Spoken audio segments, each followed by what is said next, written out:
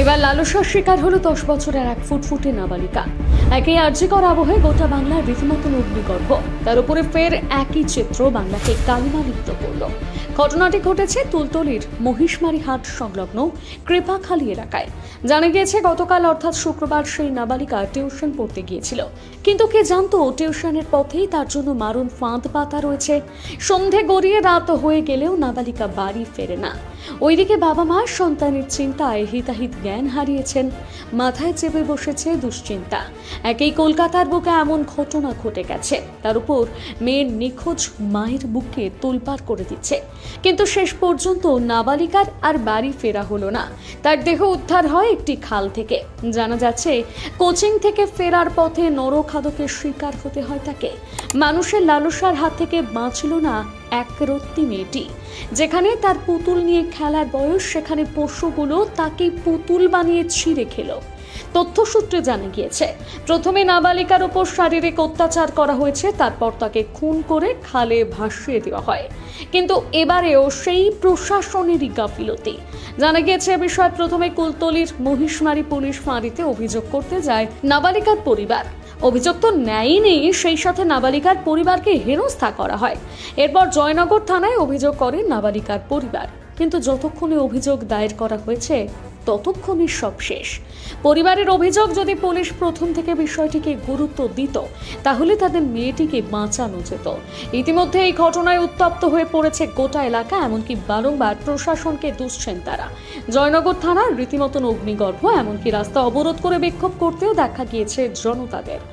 আজ আমরা জানতে পারলাম ফুলতলি বিধানসভার কুন্দখালী গোদাবরা অঞ্চলের কৃপাখালী গ্রামে ঘটনা। গতকাল সকালে এক চতুর্থ শ্রেণীর ছাত্রী তার বাবার সাথে আর স্কুলে গেছিল, কিন্তু স্কুল থেকে ফেরার পথে সে একা বাড়ি ফিরছিল আর বিকাল থেকে সে নিখোঁজ।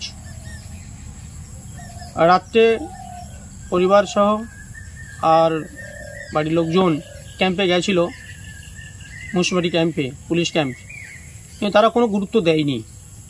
আজ ভোরে তার থেতলানো মুখ সহ মৃত অবস্থায় পাওয়া যায় বাড়ির কাছাকাছি।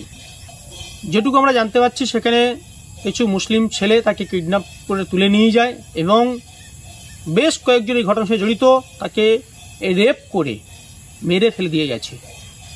পুলিশ একজনকে অ্যারেস্ট করেছে, কিন্তু সেটা কতটা ঠিক আমরা বুঝতে পারছি না। কিন্তু এই রাজ্যে এই ঘটনা কত দিন কিভাবে চলতে পারে?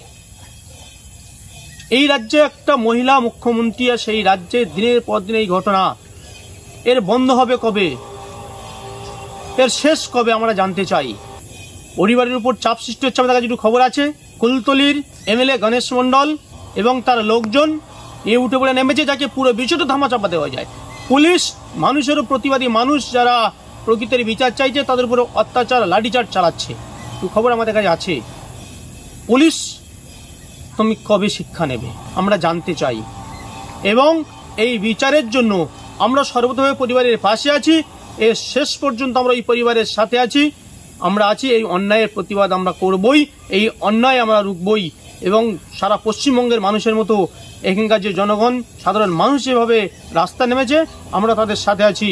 আর এর প্রকৃত দোষীদের আমরা শাস্তি শুধু নয়, ফাঁসি তো ঝোলাবো। শেষ পর্যন্ত আমাদের এই লড়াই জারি থাকবে। এই লড়াইয়ে লড়বো আমরা ওই পরিবারের সাথে নিয়ে। পুজোর আগে আরো এক মায়ের কোল খালি হয়ে গেল। আগমনের সুরের মধ্যে ভেসে আসছে আরো এক মায়ের বুক ফাটা আর্তনাদ। 2024 যেন বাংলার জন্য হয়ে উঠেছে অভিশপ্ত।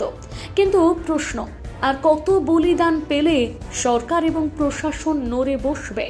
কতদিন এইভাবে মেয়েরা অত্যাচারিত হবে? কেন বারবার পুলিশের এরকম নির্লিপ্ত ভূমিকায় দেখা যায়? হ্যাঁ, এই ঘটনা নিয়ে রাজনীতির রং লাগা শুরু হয়ে যাবে, কিন্তু প্রশ্নের উত্তর আসবে না, আর বিচারও হবে না। প্রতিবেদনটি লিখেছে সুনন্দা মান্না, কণ্ঠেরিয়া সরকার, গ্রাফিক্স করেছে শুভঙ্কর সরকার। বাংলা হান্টের আরো নিত্য নতুন প্রতিবেদন দেখতে নজর রাখুন আমাদের পেজে।